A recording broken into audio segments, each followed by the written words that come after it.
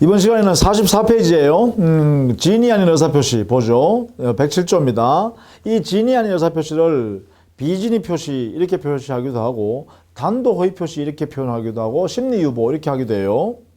자, 107조 보죠. 1항 의사표시는 표의자가 진이 아님을 알고 한 것이라도 그 효력이 있다. 그 효력이 있다 이 말이 표시한 대로 효력이 발생한다 이거잖아요. 유효란 뜻이에요. 원칙이죠. 자, 그러나 상대방이 표의자의 진이 아님을 알았거나 진이 아님을 알았다. 비진이 표시라는 사실을 알았다. 이 말이잖아요. 악이. 상대방이 악이이거나 또는 이를 알 수 있었을 경우에 몰랐지만 알 수 있었다. 이 말이죠. 몰랐지만 부주의했다. 이 말이지. 조금만 조심했으면 알 수 있었는데 네가 몰랐구나 이런 뜻이잖아요. 그래서 알 수 있었을 때라는 의미는 그 사실을 몰랐는데 과실이 있다 이런 뜻이에요. 선의인데 과실이 있다 이런 뜻이에요. 이게 알 수 있었을 때 그때는 무효란다. 그 비진이 표시행위가 무효란 거죠. 그래서 이렇게 되겠죠. 민법 107조.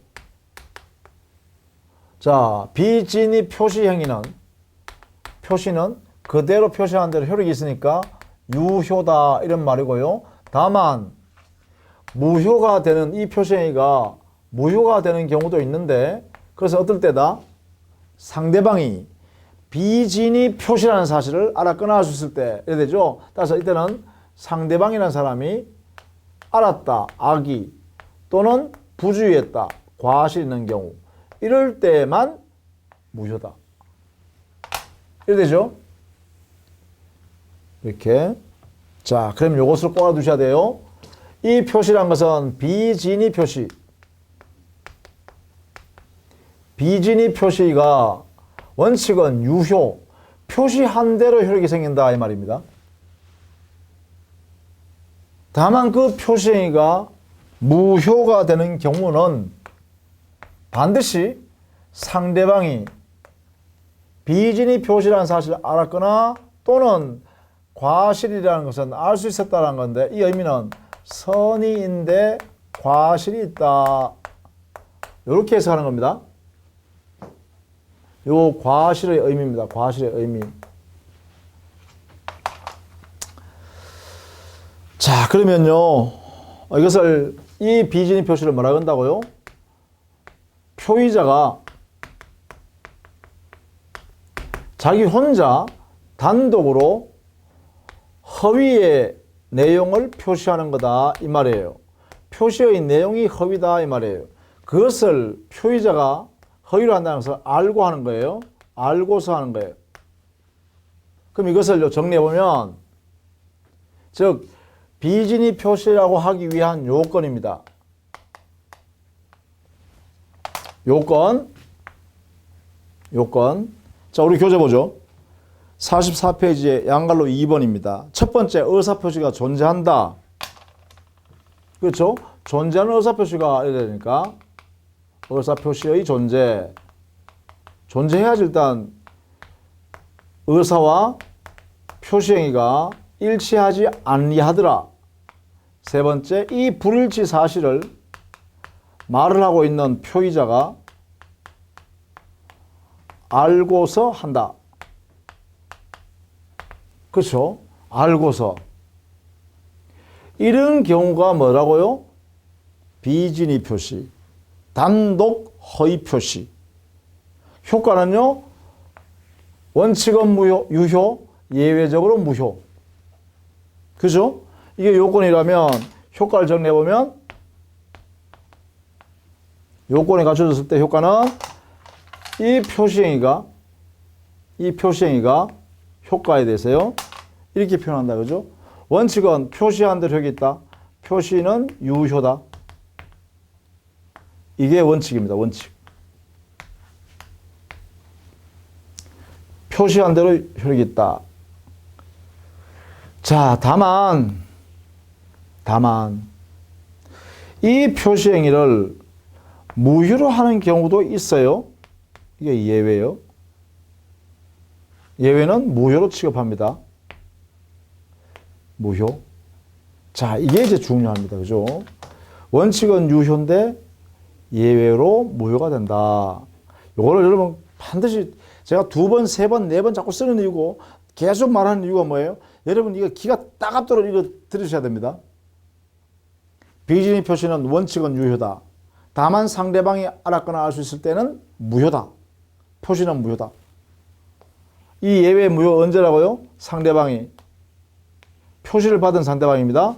이 표시를 받은 상대방이 알았거나 알 수 있었을 때 이때만 무효가 됩니다. 그럼 여기서요 반대 해석을 한번 해보세요. 이 유효라고 하기 위해서는요 상대방이 어떤 경우일까요? 예외 무효인 악의도 아니어야 되고 과실도 없어야 되겠죠. 이 2개 다 없어야 되니까 상대방은 선의이고 무과실이어야 한다. 이렇게 되겠죠. 자, 다시 이제 새로운 이야기 합니다. 표시 행위가, 비진의 표시 행위가 유효라고 하는 것은 그 표시를 받은 상대방이 비진의 표시라는 사실을 몰랐고 그 모르는데 과실조차도 없었을 때 드디어 표시한 사람한테 그대로 효력이 발생한다. 이렇게 됩니다.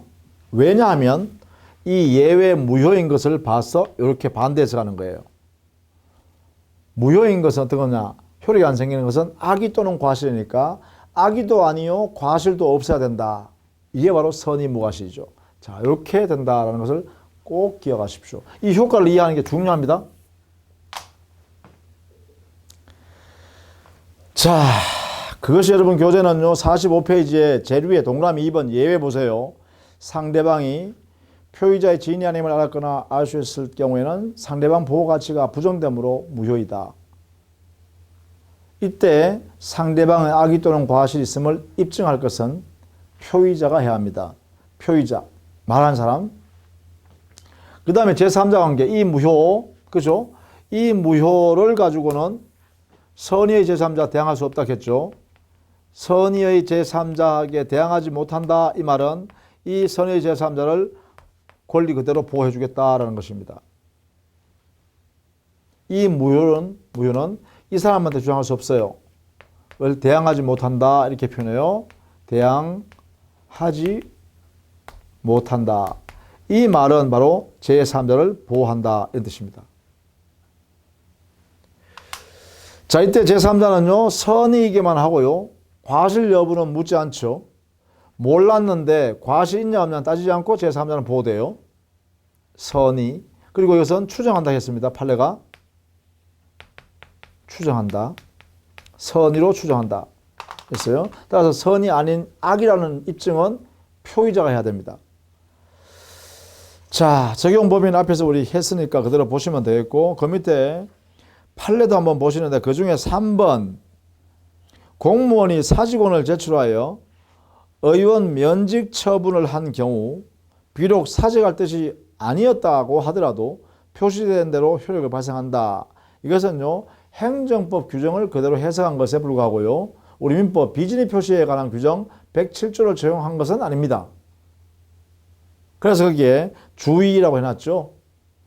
그래서 이것은 비진의 표시를 적용한 것이 아니라 그래 공무원법, 국가공무원법, 지방공무원법에 있는 규정에 따라서 이렇게 해직, 사직을 시키는 것은 정당하다 그랬습니다.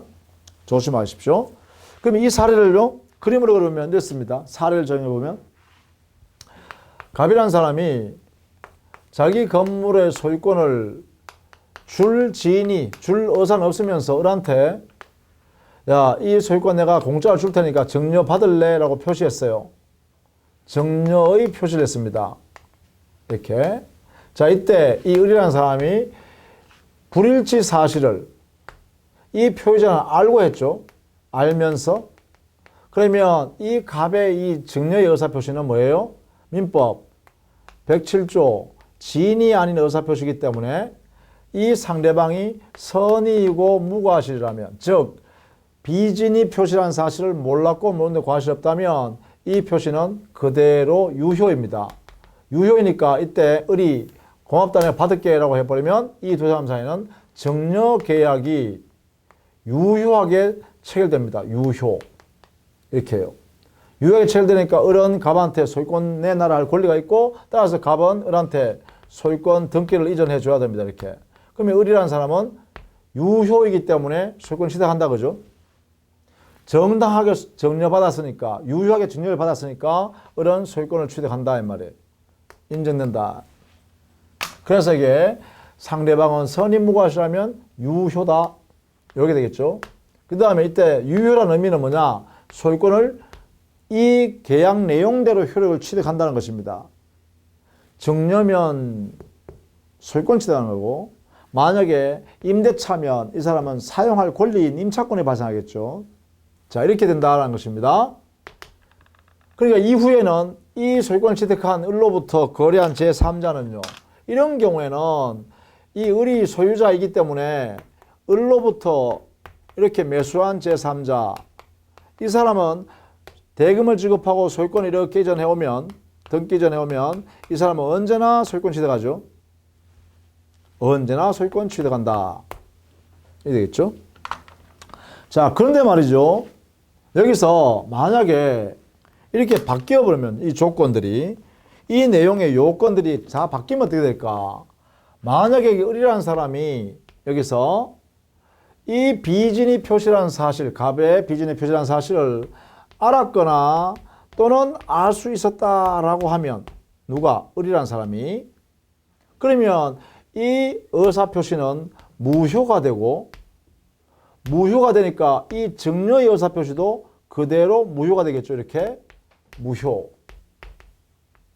무효가 되니까 설령 을에게 소유권 등기를 이렇게 이전했다 하더라도 이 사람은 소유권을 취득할 수 없죠. 왜냐하면 무효이기 때문에 권리를 취득하지 못한다. 따라서 이 사람은 소유권이 없는 상태가 됩니다. 이런 경우요. 이 무효의 의미가 바로 상대방 을은 취득할 수 없다 소유권이. 그런데 문제는 이 사람 을이라는 사람이 등기를 가지고 있다면 이 등기를 보고 을을 믿고 거래한 정이 있을 거다 이 말이야. 제3자. 이렇게 샀어야죠. 이렇게 샀다. 이런 경우 이 제3자는 여기에 소유권 없는 사람부터 소유권 돈을 주고 샀으니까 소유권 등기 전 했겠죠. 이렇게 샀다라고 하면 소유권 없는 사람부터는 소유권 취득할 수 없다 그죠? 매수해서 사더라도 소유권 없는 사람 취득한다. 그런데 이때 제3자가 매매할 당시에 이 두 사람 사이에 이 무효라는 사실을 몰랐다면 몰랐는 선의의 제3자라고 하면 이 사람 어떻게 된다고? 그래요. 소유권 취득할 수 없는 게 아니라 소유권을 보호해 주겠다. 이렇게 된다는 거죠. 규정에 의해서 보호규정 때문에 이렇게. 그래서 정은 소유권을 취득한다 이렇게 해야 돼요. 그래서 선의 제3자 보호규정 되겠죠. 자, 이게 이제 비진의 표시 107조를 적용한 예다 이 말입니다. 이렇게. 그래서 이게 공부할 내용입니다. 여러분 사례 문제 내더라도 이걸 여러분 2번, 3번 이 강의 내용을 반복해서 계속 보십시오. 그래야 여러분 것이 된다. 그죠? 자, 그 다음에 통정의 표시 봅시다. 108조. 통정의 표시란 것은 그냥 통정을 생략하고 허위 표시 이렇게 표현하기도 합니다. 108조. 통정 허위 표시. 이 그냥 허위 표시하면 통정 허위 표시를 말합니다. 자, 거기 보면 통정 허위 표시란 것은 상대방과 내통해서 표의자가 가짜의 의사를 표시하는 거죠. 즉 진정으로는 거래할 의사가 없는데 표시 행위에는 거래하자 이렇게 표시했다는 거죠. 그런데 그것을 만드는 것이 상대방과 함께 동참해서 만들었다는 거죠. 이걸 우리는 통정 허위 표시를 하고 이 통정 허위 표시가 들어가 있는 법률 행위를 뭐라 그러냐? 이 행위를 가짜로 만든 행위다 해서 가장행위라고 합니다. 통정 허위 표시가 들어가서 만든 법률 행위를 가장행위라고 해요. 자, 이때 그러면 통정이 도대체 뭐냐 이 말입니다.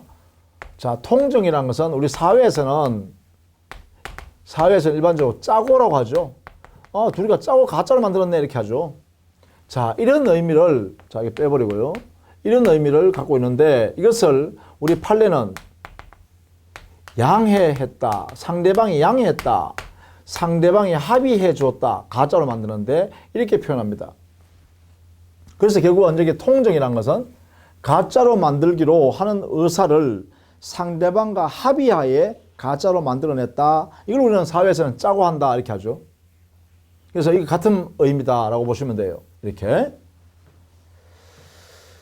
자, 그래서 조심하시면 되겠고, 이 가장행위 뒤에 숨어있는 이 뒤에 숨은 법률행위가 있을 수 있겠는데, 이때 이 숨어있는 이 법률행위, 이것을 뭐라 그러냐? 이것을 우리는 은닉행위라고 합니다. 이렇게. 은닉행위라는 개념은 가장행위 뒤에 숨어있는 법률행위 이름을 우리는 은닉행위라고 그래요. 그럼 예를 들면 가장행위와 은닉행위를 한번 예를 들어보죠. 자, 이게 아버지 갑은 부동산 갑부인데요. 이게 한 30층짜리 건물을 소유권을 자기 자식한테 증여를 하고 싶습니다. 증여. 그냥 소유권 넘겨줘서 잘 먹고 잘 사게 하고 싶어요. 근데 이 자식도 뭐예요? 그냥 증여 받고 싶습니다. 그러니까 뭐예요? 부와 자 사이에는 증여에 관한 합의인 계약이 이루어졌다. 증여 계약이요. 이 증여 계약은 뭐죠? 의사의 합치죠. 진정한 의사의 합치가 이루어졌다. 그죠? 자, 그런데 이렇게 돼요. 만약에 이 부동산 소유권을 이렇게 넘겨줘 버리면 증여 계약에 한 소유권 이전 등기해버리면 등기부상에 등기 소유권 이전 원인 등기 원인 해가지고 증여 이렇게 해서 하게 되면 이 자에게 이 수증자죠. 증여받은 사람을 수증자라고 합니다. 여기에 아버지는 증여한 사람이잖아요. 이걸 우리는 증여자라고 합니다. 법적으로. 그러면 수증자에게요. 증여세가 아주 많이 나오겠죠. 세금이 많이 나와요. 수증자에게. 그러다 보니까 아버지와 자식 사이에 어떻게 해요? 부모 자식 사이에 둘이 만나서 아버지가 이렇게 하죠. 야, 내가 파는 건 아니지만 네가 사는 것처럼 해라 그러면. 왜요? 사는 것처럼 하면 사고 파는 계약에서 등기부에다가 매매를 원인으로 해서 소유권 등기해 놓으면 양도소득세를 내게 되잖아. 그죠? 양도소득세는 누가 내죠? 그래, 아버지가 내는 거잖아. 양도인이니까. 양도자가 내는 거 아니야. 양도인. 그죠? 그러니까 아버지가 양도인이고, 그러니까 아버지가 양도소득세 내면 되잖아요. 그러니까 아버지가 자식한테 그러겠죠? 야, 내가 파는 게 아니고 네가 사는 것처럼 해라. 그럼 뭐예요? 팔 의사는 진위가 없어요. 그런데 내가 팔게 받아라 사라 이런 내용으로 불이치한 내용을 하고 있죠. 이것을 표의자 아버지가 알고 하죠. 알고. 그런데 이렇게 만드는 것을 어떻게 해요? 아버지 혼자 만드는 게 아니잖아요. 자식한테 이렇게 알려주잖아요. 알려주니까 갑다시가 어떻게 했어요? 아버지 그렇게 하시죠. 제가 그렇게 할게요. 이렇게 하겠죠. 그럼 뭐예요? 여기 자식과 짜고서 이렇게 만들었죠. 이게 뭐예요? 이게 통정이라는 거죠. 통정. 이게 통정이라는 거예요. 그러면 뭡니까? 이 아버지의 이 의사표시. 이 의사표시가 뭐예요? 민법 108조 통정 허위표시다 이 말이죠. 허위표시란 거예요. 허위표시. 허위표시는 뭐예요? 이 의사표시가 무효가 되겠죠. 무효가 되면 이 두 사람 사이에 이루어진 계약은 뭐로 만들었겠어요? 매매 계약을 이렇게 만들었겠죠. 자, 이때 통정 허위표시 무효가 들어가서 만드는 이 매매 계약을 뭐라 그러냐 이거예요. 이렇게 통정 허위표시, 이 허위표시가 들어가서 이 매매를 만들었잖아요. 이 매매 계약이 바로 뭐라고요? 요게 가장매매예요. 가장행위 중에서 가장매매한 거죠. 이렇게 가짜로 매매한 거죠. 그런데 이 가장매매는 밖으로 등기할 때는요. 여기에 소유권 등기전을 할 때, 등기전 이렇게 할 때 여기에 등기 원인을 기재하는데 여기는 갑과 갑다시가 뭐로요? 매매 계약서를 만들어서 등기소에 이렇게 제출하겠죠. 그러니까 등기부를 가지고 원부를 가지고 있는 등기소 공무원인 등기관은 그 서류 갖고 온 대로 매매 계약에 의한 소유권 이전 등기다 이렇게 등기해야 되잖아요. 여기다 매매를 쓰겠죠. 그런데 이 사실은 이 매매는 뭐예요? 이거잖아요. 그죠? 가장행위잖아요. 이건 밖에 드러났죠. 등기부에 넣어놨으니까 다 드러났잖아요. 밖으로. 그죠? 근데 사실은 이 뒤에 숨어 있는 건 뭐 있어요? 갑과 갑다시 사이에 숨어 있는 행위가 있죠? 그게 뭐예요? 바로 이거 아니에요. 증여계약은 의사합치가 되어 있는 상태로 여기에 숨어 있죠. 이게 바로 은닉행위가 되겠네요. 즉 은닉행위는 증여계약이 은닉행위가 되는 거예요. 그러면 증여계약인 은닉행위는 의사의 합치가 있으니까 유효한 계약이다. 그죠?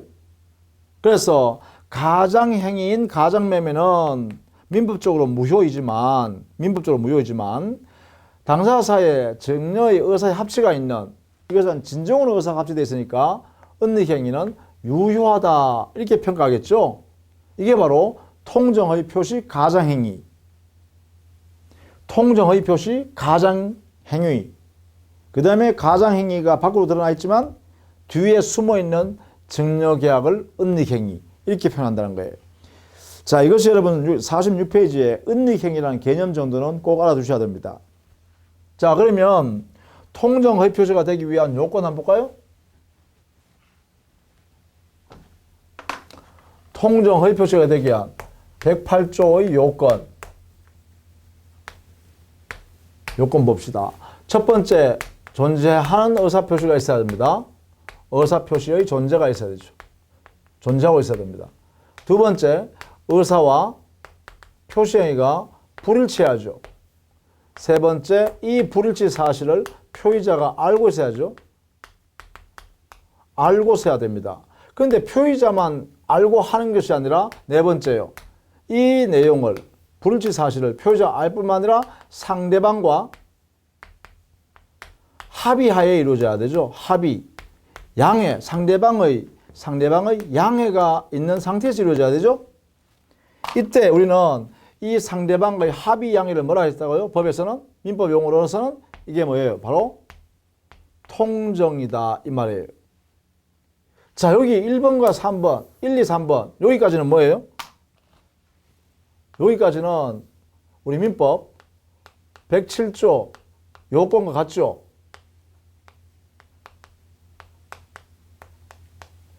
그러면 108조 요건은 107조 요건과 구별되는 건 뭐예요? 바로 이겁니다. 통정 허위 표시가 있으면, 즉 통정이 있으면 민법 108조인 허위 표시가 되는 것이고, 만약에 의사 표시가 불일치하는 상태에서 표의자가 알고 한다, 이것만 있으면 어떻게 돼요? 통정이 그러니까 없으면 비진이 표시가 돼버리죠. 이렇게 나온다, 그죠? 이렇게.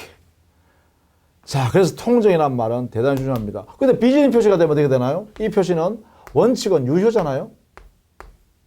그러나 통정의 표시 요건을 갖추었다라고 하면 이때 효과는 어떻게 되나요? 민법 108조에서 볼까요? 108조 조문 46페이지 있습니다. 통정한 허위의 의사표시 108조 1항 상대방과 통정한 허위의 의사표시는 무효로 한다. 그랬죠? 그러니까 효과는 뭐예요? 그 표시행위는 효력이 없다. 무효다. 그죠? 그러니까 107조가 돼버리면 유효예요. 그런데 108조가 돼버리면 108조, 그죠? 108조가 돼버리면 어떻게 돼요? 무효가 돼요. 그 기준이 뭐예요? 통정이 있냐 없냐다. 그죠? 통정이 있으면 무효, 통정이 없으면 유효. 그래서 통정이라는 개념이 대단히 중요하고 합의 또는 양해. 자, 합의 또는 양해를 다른 말로는 뭐라 한다? 우리 민법적 용어는 통정이라고 한다. 통정은 합의로 표현하기도 하고 통정은 양해라고 표현하기도 한다. 우리 판례는 이 양해라는 단어를 많이 써요. 판례는 양해라는 단어를 많이 씁니다. 이렇게. 자, 효과는 무효이고요. 이 무효를 가지고 선의 제3자 대항하지 못하죠. 이 무효를 가지고는 선의의 제3자 이 사람의 권리는 보호하는 규정이 있다 했어요. 이 무효를 가지고는 이 선의 제3자한테 보호되기 때문에 대항을 못합니다. 이 의미요. 자, 그래서 우리 교재는 47페이지 넘어가면 제일 위에 통정허위 표시는 당사자 사이에 언제나 무효입니다. 따라서 이행하기 전이면 이행할 필요가 없죠. 왜? 무효니까 의무가 안 생겼잖아요. 만약에 이미 이행했다면 무효임에도 이행했으니까 부당이득의 문제가 생겨서 부당이득 반환 청구를 할 수 있습니다. 이때요. 이때 108조 통정허위 표시 자체가 사회질서 위반은 아니기 때문에 103조 아니죠? 103조가 아니기 때문에 이 말입니다.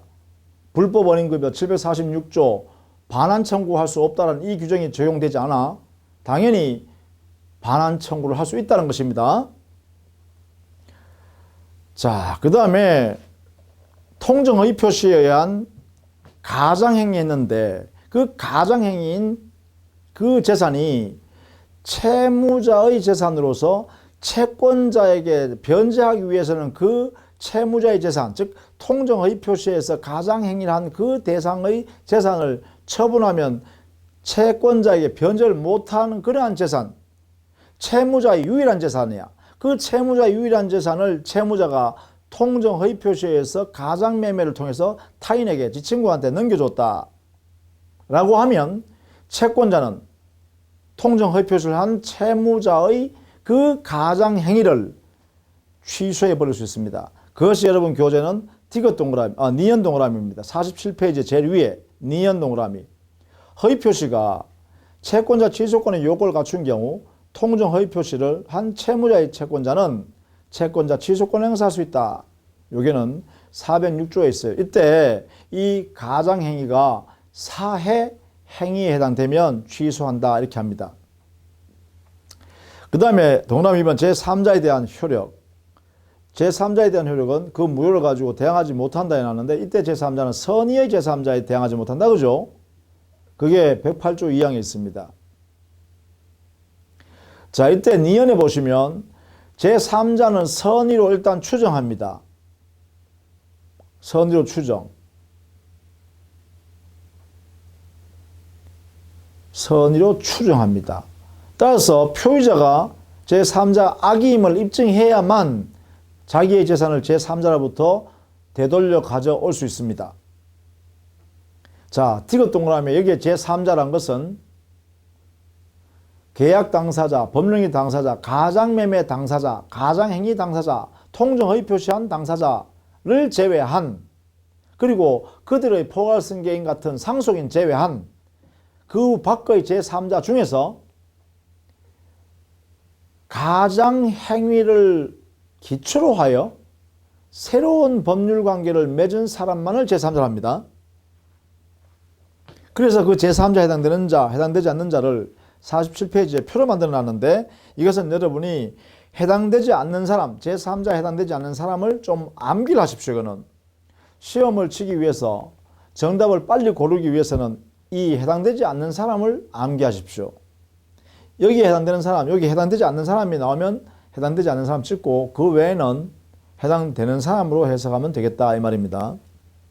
그래서 우리 시험에 잘 나오는 것들만 모아놨으니까 요거는 꼭 외우십시오. 예컨대 A 같은 경우에는 회사입니다. 회사.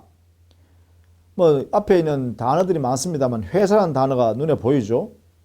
그 다음 B 같은 경우에는 손해배상 청구권의 양수인이죠. C 같은 경우에는 여기도 역시 회사죠. 주식을 가장 양도했을 때의 회사.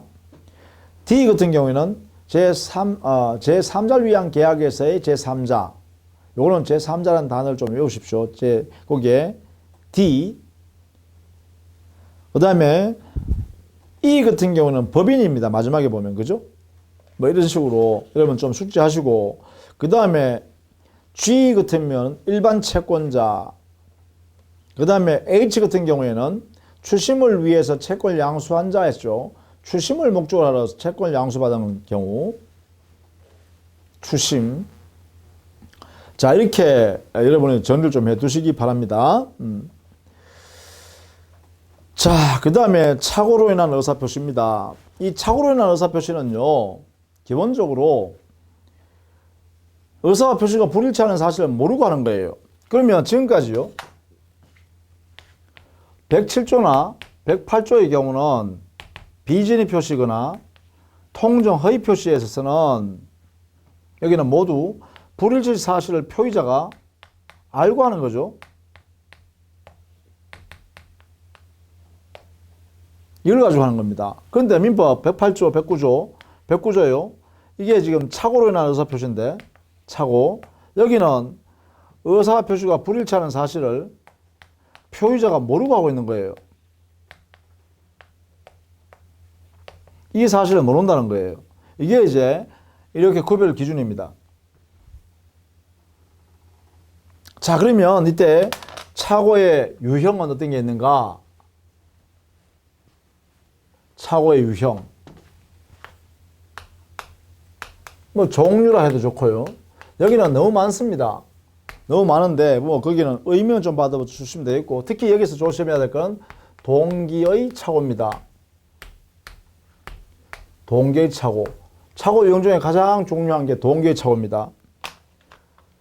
자, 여기는 첫 번째 어떻게 알아야 되냐면 사례를 좀 알아두셔야 됩니다. 사례.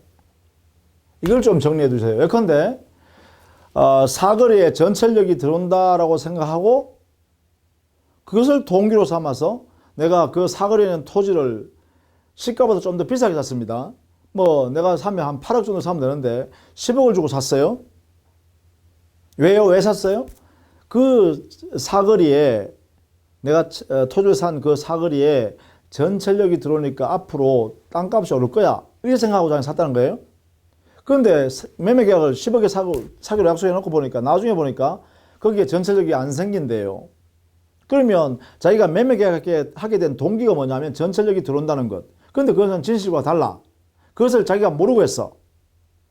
그러면 자기의 의사결정하는데 동기가 잘못된 거죠. 그것을 동기의 착오래. 자기가 몰랐으니까. 착오죠. 또 예를 들면 그린벨트에 있는 토지를 사고 싶어요. 왜 그러냐? 왜 사고 싶냐?